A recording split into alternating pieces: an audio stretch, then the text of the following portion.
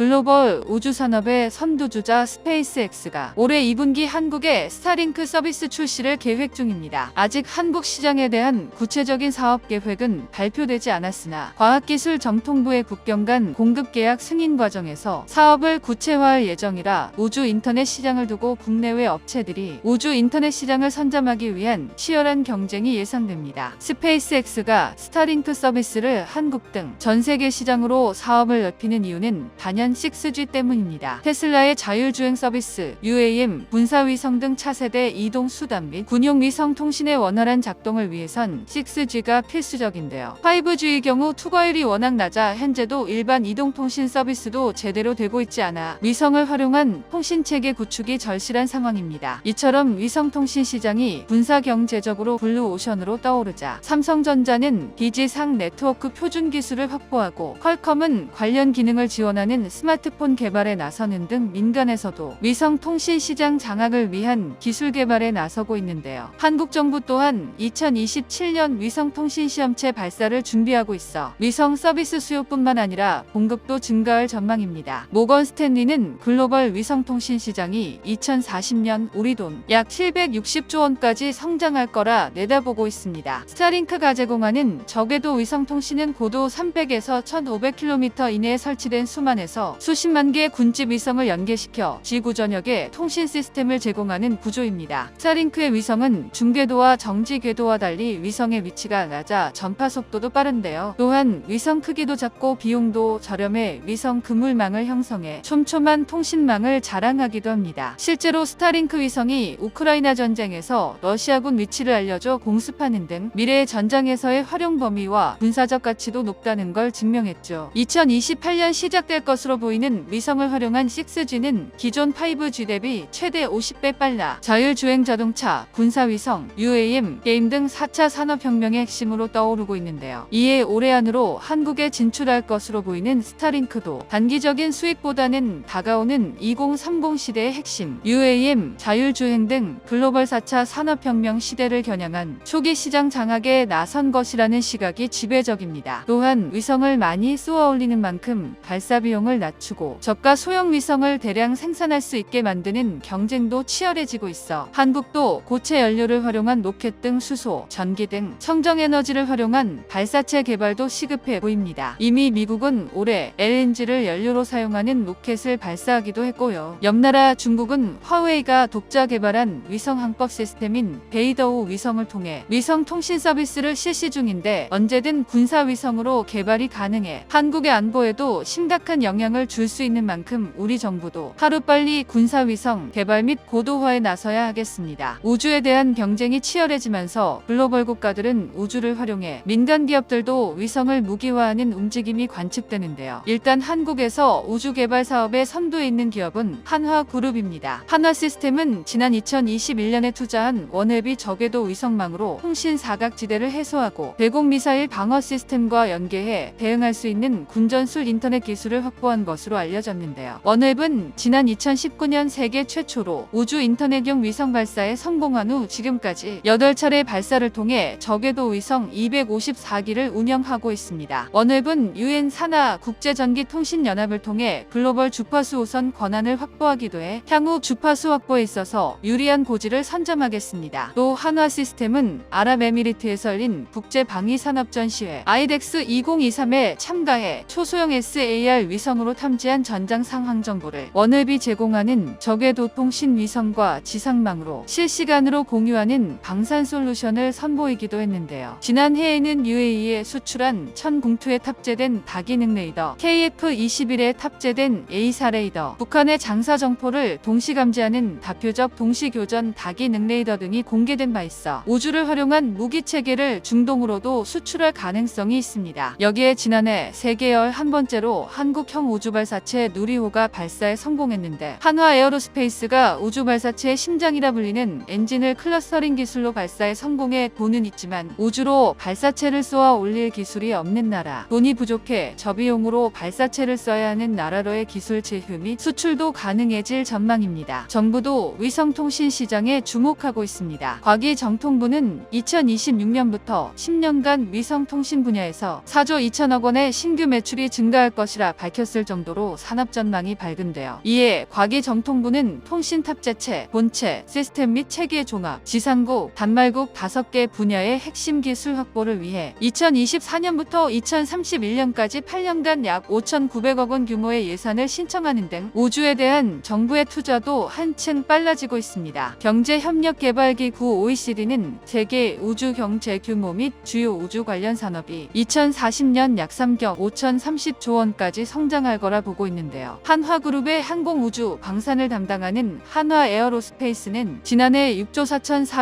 4,428억 원의 매출을 올리는 등 빠르게 성장하고 있고 올해 5월 누리호 3차 발사가 예정돼 있어 한국이 우주 산업을 선도하는 국가가 될 수 있을지 기추가 주목됩니다.